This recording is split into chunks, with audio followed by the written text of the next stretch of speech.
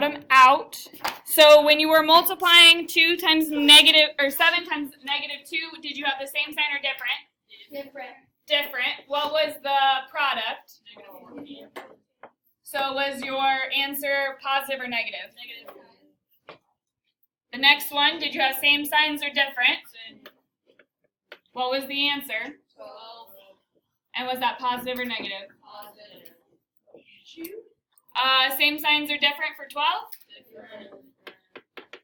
What was the answer? Negative 15. And the answer was obviously Negative. negative.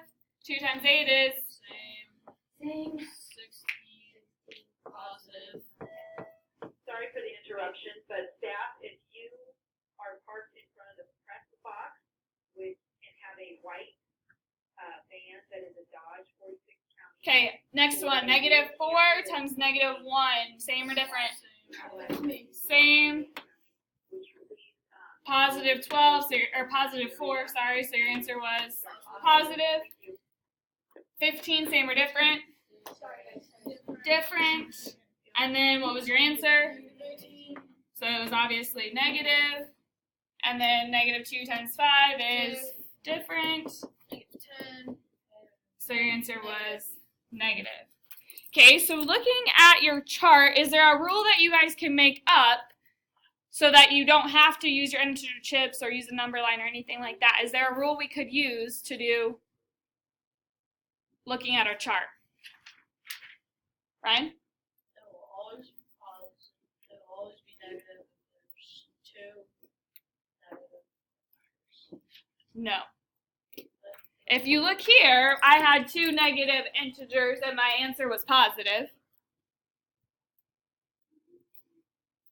So look at the ones that always said same. So if my sign was the same for both of my integers, my answer was always positive, right? Because here's same, positive, same, positive, same, positive. Whether they were both negative or both positive, I still got a positive answer, correct?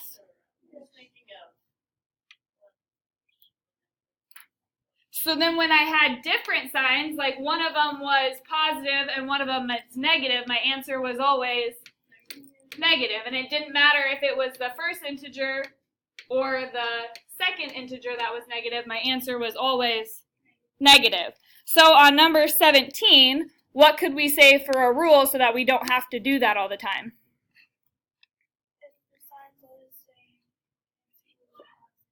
If the signs are the same, the answers are positive, and if the signs are different, the answers are negative. Okay, so the book wrote, when multiplying integers, when the signs are the same, the product is positive. When the signs are different, the product is negative.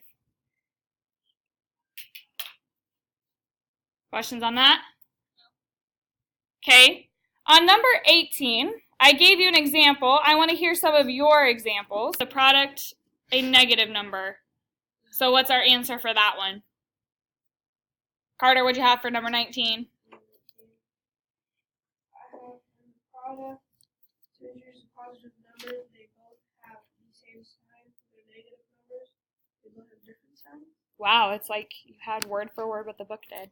The product of 2 integers is a positive number when both integers have the same sign, and the product of 2 integers is a negative number when the integers have different signs. So in other words, if I was to say a positive times a positive gives me a positive answer. Those are the same signs, right? Positive and positive, same sign, positive answer. A negative times a negative is a positive because they're both the same sign, so I get a positive answer. A positive times a negative is a negative because they're different signs, and a negative times a positive is a negative because they're both different signs, therefore your answer is negative.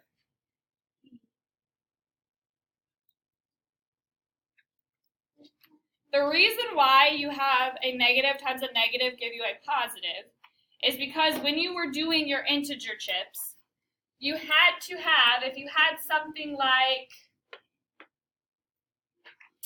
negative 5 times negative 4, I need to take away 5 groups of negative 4 Well, guess what? I don't have anything to take away, so I had to build my 0 pairs.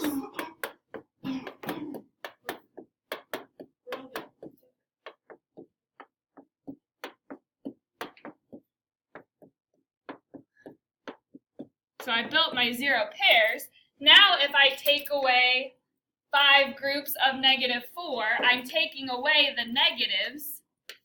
So the only thing I'm left with is positives. That's why a negative times a negative is a positive, because you take away your negatives, which leaves you with positives. So your answer would be positive 20.